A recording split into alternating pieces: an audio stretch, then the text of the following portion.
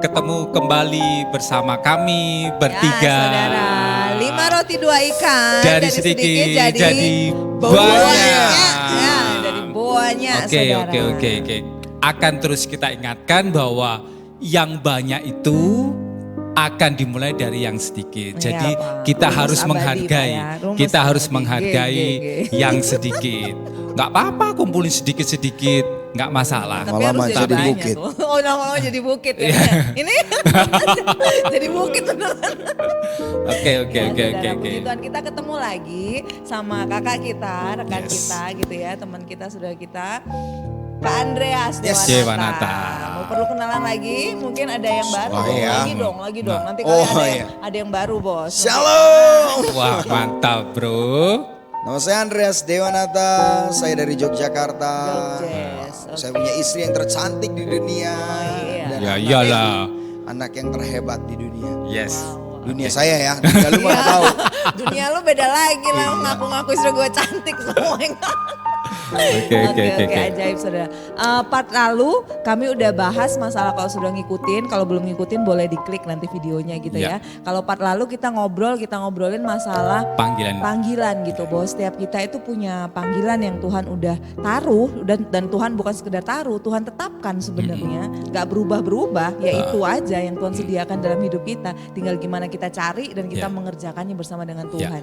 Nah, part kali ini kita akan kulik lebih dalam lagi tentang bicara masalah ketika kita sudah menemukan panggilan itu. Nah, ini bagi rekan-rekan yang sudah menemukan, yang sudah mendapatkan passion yang Tuhan udah taruh sejatinya dalam kehidupan setiap kita, dan pasti ada konflik di sana, pasti ada tantangan di sana gitu kan, ada up and down di sana. Nah, kita akan bahas kesempatan kali ini. Monggo, Bos. Monggo. Dari mana nih? Dari mana? Dari kamu lah, dari ceritamu lah. Ya, jadi tentang dalam panggilan waktu saya masuk ke Yogyakarta ini memang tidak langsung saya yakin bahwa inilah panggilan yang Tuhan berikan. Bahkan sudah ya gini ya, ini unik banget. Jadi nggak usah takut menjadi menjadi ragu, menjadi galau, menjadi gamang, saudara. Karena Tuhan ada kok di setiap momen itu untuk bisa menguatkan kita lagi. Ternyata sekalipun udah menemukan panggilan itu, ada bagian-bagian, ada momen-momen di mana nggak yakin juga. Gimana jalaninya gitu. Jadi waktu saya putuskan ke Jogja, akhirnya bergabung dengan persekutuan di Jogja dulu namanya masih Permata Kasih Jogja. Namanya berganti dengan Permata Kasih. Baru tahu Permata Kasih. Jadi berganti nama jadi Christ Image Jogja. Itu yang kasih nama kamu atau gak sih? Enggak, Permata Kasih. Permata Kasih Jogja itu anak-anak. Sebelumnya Christ Image Jogja baru Kasemi. Permata Kasih. Nah, ketika dari waktu awal-awal 20 orang, 25 orang banyak itu karena kayak euforia persoalan doa dan orang ikut persoalan doa, banyak yang suka nari ternyata di situ terjadi penyaringan gitu memang. Iya. Penyaringan. Jadi ketika saya mulai melayani di sana dengan bawa satu mungkin warna yang berbeda. Ada yang suka, ada yang enggak. Iya. Di tahun 2003, 2004, akhirnya 2004 itu mulai banyak yang berkurang persekutuan doa. Anak-anak yang mulai banyak yang berkurang. Sampai di menjelang 2005 itu anak persekutuan doanya yang ikut itu dari 25 jadi waktu itu lumayan sih. Jadi 3 orang. Sama saya 25 minus 22 saudara. Ya kan? Dan itu 3 orang termasuk Anda? Saya 4. Oh 4, oke lah masih rasanya lumayan loh. Satu jiwa kan berharga kan gitu kan. Karena tapi konsep itu belum ada. Oh belum ada. Konsep 1 jiwa berharga itu belum dapat ya? Belum dapat. Karena kan bayangannya pelayanan jiwa banyak. Oh banyak. Kan? Kalau jiwa followernya banyak gitu ya. Persembahan banyak. Persembahan opo sih? Makanya gak ada. Ya kan orang bayangan pelayanan kan gitu ya. Jiwa banyak jemaat. Otomatis banyak persembahan, makan sudah nggak berada pergumulan, ya kan? Gitu kan? Masa ada kekurangan kayak gini, nggak juga sih ya. Nah 3 orang ini saya harus jemput satu-satu. Oh. Dan waktu itu belum ada motor pinjaman juga. Miracle. Bukan, motor ya. Lekno waktu itu. Jamu susu bos, tenang. Jadi waktu saya ini satu jemput di jalan Kaliurang, satu dijemput di jalan Magelang, satu dijemput di jalan Godean. Saya nggak paham Jogja itu arahnya gimana tuh. Jampi Jadi- atas persekutuan doamu. Nah itulah yang membentuk saya kalau nyetir gitu jadi Oh kayak ternyata. kejar setoran. Ada cerita Aduh, di iya, balik saudara. cara nyetirnya dia. Saya jemput, saya taruh di tempat persekutuan, jemput lagi, wah. Terus pulanginnya juga gitu. Itu antar jemput bisa jadi jam durasi ibadah tuh satu sesi. Dan waktu pulang saya cuma dalam hati sambil nyetir motor itu. Tuhan, pelayanan ngene-ngene tok ya, cuma Ya, gini iya, gini iya. aja. Iya kan di Surabaya ada pelayanan yang bisa istilahnya bisa di sana mungkin lebih besar dan lain sebagainya. Tapi waktu naik motor itu kayak dalam hati saya diingetin bahwa waktu Paulus bilang ini, darahku mulai tercurah untuk istilahnya untuk ibadahmu. Iya. Begitu. Terus di dalam hati juga dibilang, kalau kamu udah tercurah apa gitu kan. Iya. Motor aja minjem gitu kan. Bensin kamu gak beli kan? Enggak Tuhan gitu kan. Tenaga doang gitu kan Iya yang paling tenaga Iya dan kan, waktu. kamu bondo dengkul aja gitu kan. Ya Tuhan ya saya juga belum kasih apa-apa itu kan. Kira di situ mulai ada konsep satu jiwa berharga itu di situ. Kenapa? Oh, Karena oke. mulai Tuhan bilang berapapun yang kamu layani, Iya. aku seneng. Wah, Yes. berapapun itu bahasa yang simpel waktu itu yang saya tangkap. Berapapun yang kamu layani, jiwa satu pun, aku seneng kok ngelihatnya. Oke. Nah, itulah yang buat saya kira, oke, layani lagi, lanjut punya semangat. Sampai akhir di akhir 2005, saya mulai rasanya, waduh kayaknya bukan di sini deh nih. Kalau memang dipanggil Tuhan kan harusnya ada banyak jiwa yang dilayani ya. Nah ini cuma 3 orang gitu kan. Wes pulang kampung aja saya pikir gitu. Saya mau pulang ke Blitar waktu itu karena saya pikir di Blitar kalau buat cari makan tiap hari sih pasti ada. Nyangkul gitu ya. Bisa ya nyangkul, becak ya kan. Nguli pokoknya bisa gitu ya. Saya mau pulang waktu itu ke Blitar. Tapi sambil berdoa waktu itu. Jadi mau berdoa Tuhan aku mau pulang aja gini. Terus saya tanya Tuhan, di ending itu saya tanya Tuhan berapa lama lagi saya harus stay di Jogja? Saya tanya itu gitu. Lebih Berapa khusus lama lagi. lagi saya itu 2005. Dan saya dengar di istilah intuisi yang kuat yang Tuhan taruh 5 tahun lagi. Persiapkan buat 5 tahun lagi. Oh berarti 2010 nih. Sampai 2010 oke kalau gitu. Berarti kan ada waktu 5 tahun. Nah kalau kita tahu bahwa kesempatan kita kerja atau jangka kontrak kerja Kontrak kita kita. 5 tahun. Berarti kan kita harus all out ya. Iya, Genjot iya. banget ya Ya kan kan, oh 5 gaspol. tahun nih. Berarti harus tahu dong apa yang harus dikerjakan dalam waktu 5 tahun.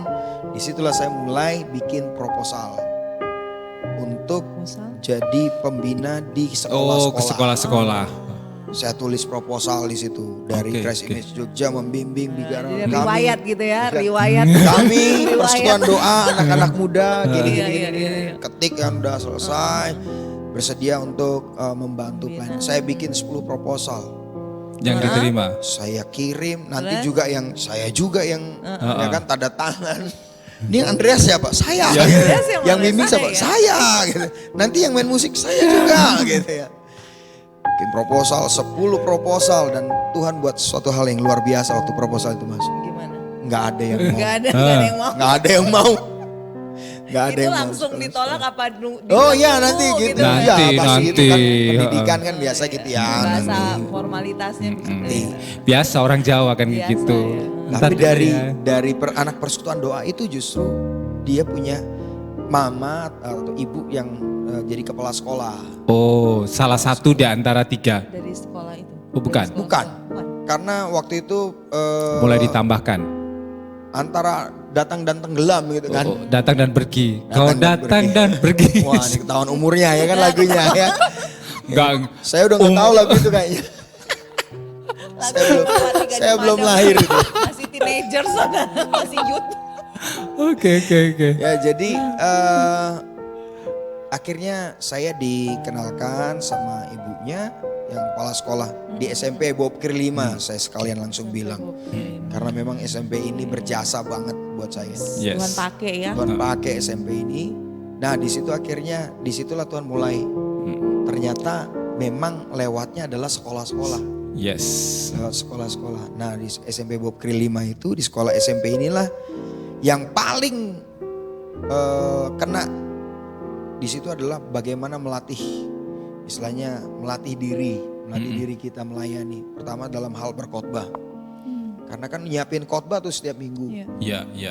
Udah rutin ya, udah Rutin. harus rutin. Rutin nyiapin. Nah, saya kerasa banget di situ bagaimana dulu khotbah itu, waduh, belepotan gitu kan.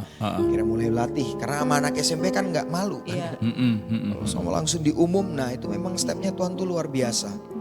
Akhirnya dari target yang 5 tahun itu, mulai di tahun pertama itu Tuhan bukakan sekolah.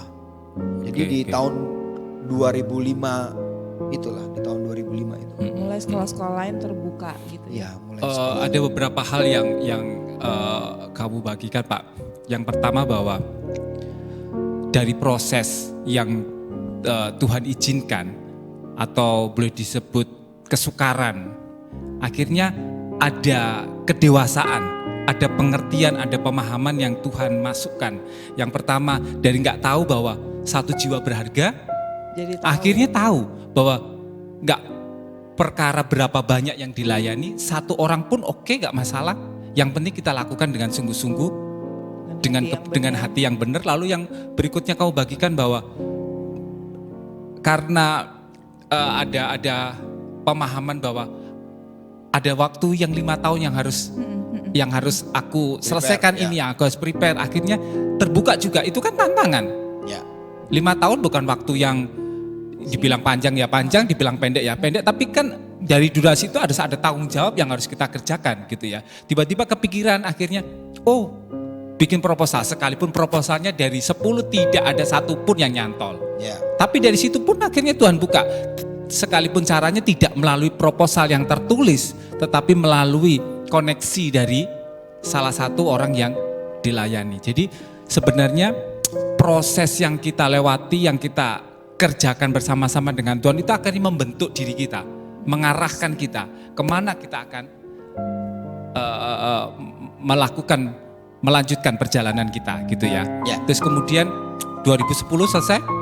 Oh belum. Ternyata enggak juga gitu ya, enggak juga. Belum sampai 2010 Sampai hari ini. Enggak, maksudnya ceritanya belum sampai 2010. Oh iya.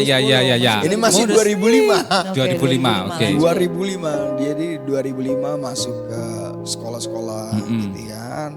Ya SMP Bob Kir 5 itu aja sih masih awal. Tapi dari satu SMP itu mereka kan lulus SMA Lulusan nih. masuk ke SMA yang SMA baru mereka gitu ya. dari satu sekolah nggak mungkin dong cuma satu SMA mereka Akhirnya nyantol Nyebar gitu ya mereka. nyebar ke seluruh Jogja gitu ya. Nah mulai dari situ juga mulai kenal SMA. Nah dari SMA mereka ada yang kuliah. Nah, Jadi itu prosesnya step by step ya. by step Tuhan bertahap. percayakan. Bertahap. Tuhan percayakan seperti itu. Nah masuk 2006, masuk 2007 memang sepertinya kayak nggak terlalu yang signifikan yang Langsung wow. melejit gitu ya. Ya masih tetap ada pergumulan yang ya dilewatin. Belum lagi putus cinta ya kan. Siapa? Oh Anda putusin. Pernah ya? 2003, 2004, waduh haleluya. Tapi ya Itu yang di Surabaya itu ya. di Surabaya dan di sana, di jauh sana gitu ya. Dan masuk 2006, 2007, dari situlah mulai Tuhan bukakan Iya. sekolah-sekolah ke kampus-kampus 2007.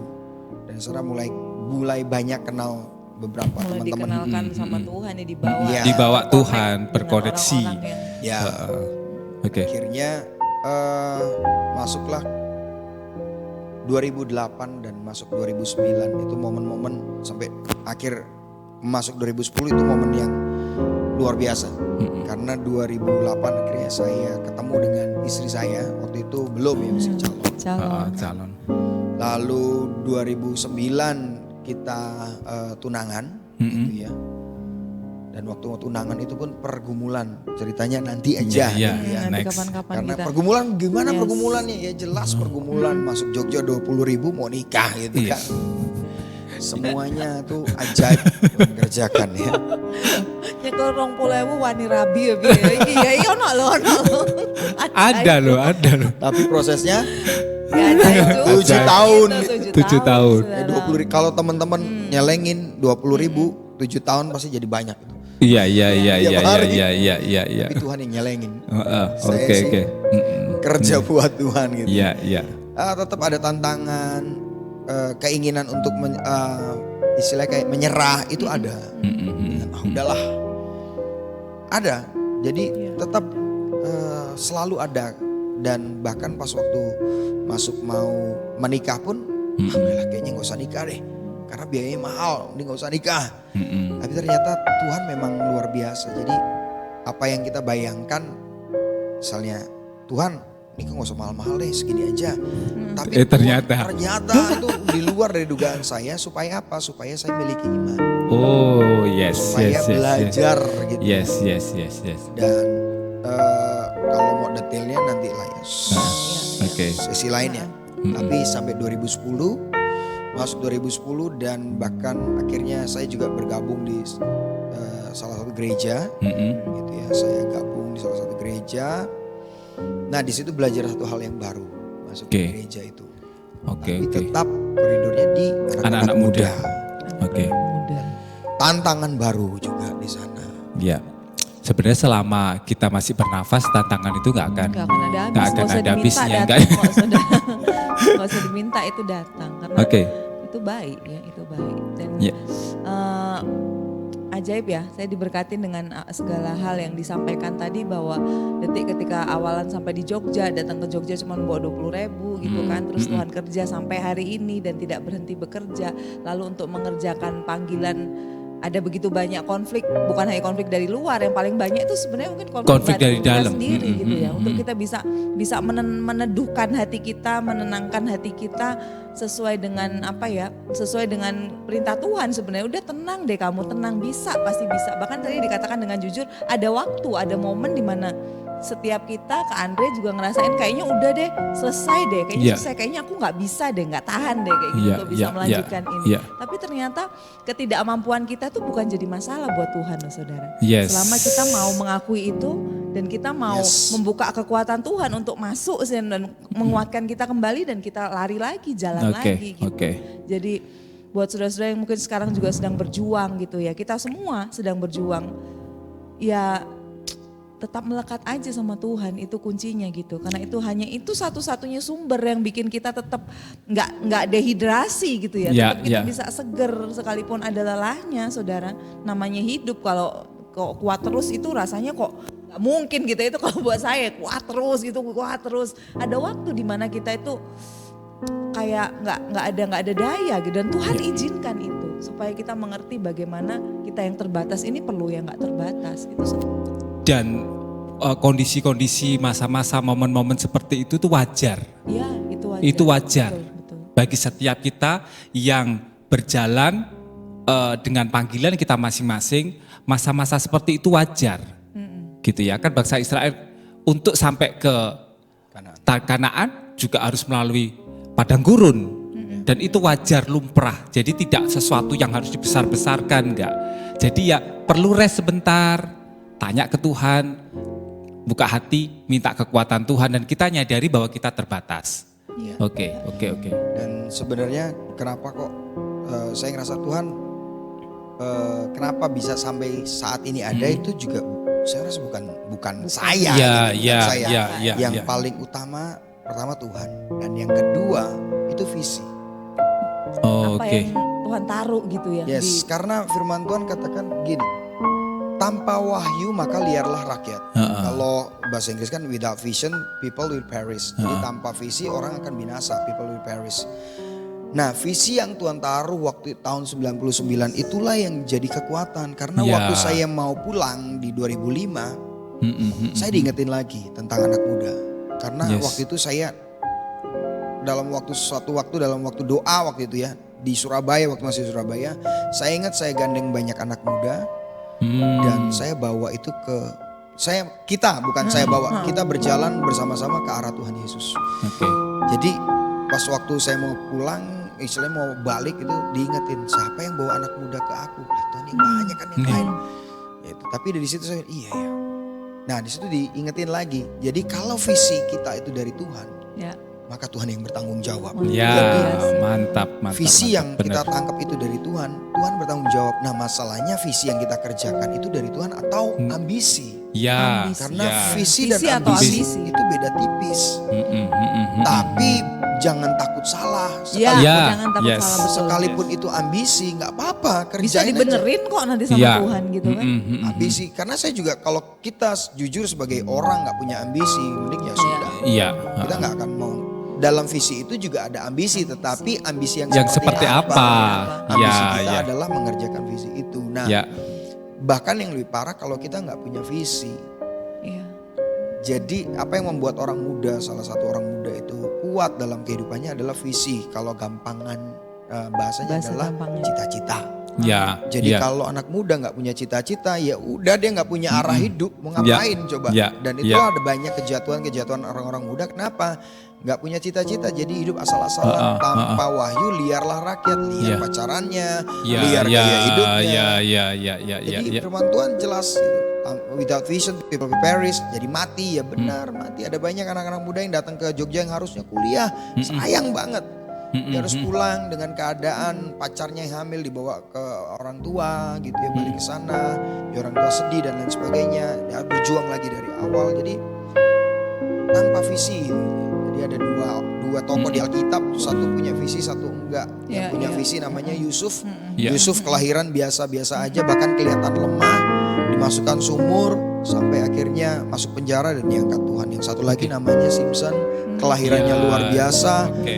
kekuatannya luar biasa, mengalahkan banyak Akhirnya, musuh, tapi nggak punya visi, mati di pangkuan Delila. Yes. Sebenarnya matinya bukan karena matinya Simpson tuh waktu di pangkuan Delila sebenarnya. Iya. Kenapa nggak punya visi? Kalau kita belajar tentang Simpson, lihat aja hidupnya semuanya digerakkan apa yang dia mau.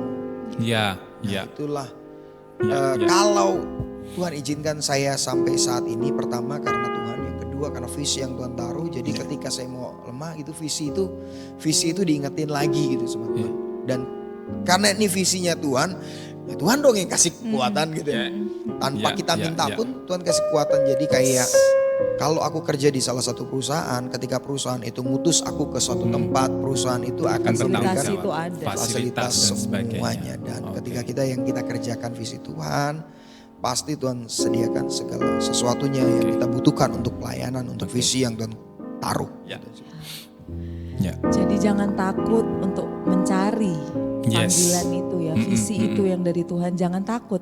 Nanti malah ketika udah ketemu itu malah nagih. Kita saudara ya. Jangan bumikan lagi bahasanya, jangan takut untuk punya cita-cita. Iya, jangan takut untuk punya cita-cita, kerinduan yang punya Tuhan kerinduan. sudah sediakan buat kita. Cita-cita yang Tuhan sudah sediakan buat kita masa depan ya, Ya. dalam hal panggilan. Dan tadi dibilang bahwa visi itu yang ketika sudah mau mulai stop gitu, mau memutuskan untuk berhenti, ternyata ketika diingatkan lagi tentang visi itu bisa kuat lagi gitu. Ya. Jadi visi itu bisa memagari kita juga loh Iya, saudara. iya. Memagari Jadi kita. BBM-nya kita. Ya, memagari Jadi BBM-nya juga, kita. melindungi hidup kita, melindungi segala sesuatu. Dan ketika kita mengerjakan visi itu sebenarnya kita juga sedang menjaga hidup kita sendiri. Yes. Bukan hanya hidup banyak orang, tapi hidup kita sendiri itu terjaga aman saat kita hidup dalam visi Tuhan. Oke, Ya, luar oke. biasa. Dan visi Oke. Tuhan gak jauh-jauh dari kerinduan Tuhan, bukan Ya. kerinduan kita. Gitu Ya, kan. ya. Jadi Ya, monggo Pak. ada banyak hal yang ini jadi prinsip kalau kita bisa list ya dari apa yang Andre bagikan, ada banyak hal yang itu harusnya menjadi sesuatu yang ditaruh di bawah, menjadi dasarnya kita gitu ya. Bagaimana kita menghidupi panggilan itu sekalipun tantangan sedemikian rupa, karena saya percaya bahwa justru melalui tantangan proses itu ada value-value yang kebenaran-kebenaran Tuhan yang Tuhan satu demi satu ditambahkan sehingga kita jadi pribadi yang semakin banyak nilai-nilai positif, bukan karena kuat dan gagah kita, bukan gitu ya, tapi segala sesuatunya dari Tuhan, karena yang membuat kita jadi semakin baik, ya karena ketaatan kita juga iya, tapi balik lagi bahwa itu sebenarnya pekerjaan Tuhan. Pekerjaan Tuhan gitu. Jadi nggak usah takut bagaimana, caranya bagaimana. Yang penting kita menyadari, kita membuka diri kita bawa segala sesuatunya ke Tuhan, pasti kok Tuhan akan bawa. Step demi step, langkah demi langkah, dan jangan takut untuk berproses di dalamnya. Amen. Karena dalam proses itu yang akan membuat kita jadi semakin kuat, semakin baik, semakin indah di mata Tuhan. Pasti kalau semakin baik di mata Tuhan, semakin baik juga di mata manusia. Oke. Nambahin sedikit aja, saya diingetin tentang ketika Kak Andre bicara masalah semua itu bertahap gitu. Ya. Titik yang ada di mana beliau, Kak Andre sekarang ada di titik ini, sebelumnya itu dari tahun 90-an itu dia terima visi gitu ya, sampai tahun ini semuanya bertahap, ada tahapannya. Jadi yang saya juga kembali diingatkan adalah bahwa ketika mengerjakan panggilan kita, mengerjakan panggilan yang Tuhan udah sediakan, mengerjakan visi Tuhan, itu perlu yang namanya kesabaran. Ya. Sabar, lewatin setiap tahapannya. Jangan buru-buru mau muncul dulu deh, udah nanti pada waktunya, ada waktunya Tuhan akan munculkan. Tuhan akan munculin bener saudara, dan itu udah gak bisa diturunin lagi, gak akan ada yang bisa nurunin lagi, menghadapin setiap proses dengan tahap. Jadi panggilan tuh ada tahapannya. Karena gini, saya nambahin sedikit bahwa Tuhan ngomong bahwa pelita itu tidak akan taruh di bawah, gitu kan, akan Tuhan munculkan kok. Yang penting kita menyadari bahwa diri kita itu terangnya Tuhan, gitu, melalui visi, melalui apa yang Tuhan kerjakan itu kita bisa jadi terang. Dan pasti kok akan ada waktunya Tuhan akan bawa ke atas untuk menerangi sekeliling kita. Oke? Bincang-bincang kita. Ya, closing aja sih ya. Closing statement ya. Ya. Mobil butut, mobil ambulan, jangan takut masuk panggilan. Mobil butut, mobil mobil butut, mobil ambulan. Oke. Sip, saudara. Ambulan loh saudara yang dipakai ambulan ngangkut orang sakit. Panggilan ngerjain kesembuhan bagi banyak orang-orang yang sedang sakit di luar sana. Oke, saudara, ini dari kami bertiga kisahnya Kak Andre gitu ya. Yang percaya bisa jadi berkat bukan hanya buat saudara mendengarkan, tapi bagi kami yang juga ngobrol-ngobrol di sini kami juga lebih dikuatkan. Itu aja, sampai ketemu di next session berikutnya di 5 Roti 2 Ikan. Tuhan memberkati saudara. Immanuel, tetap kuat bersama. Bye-bye.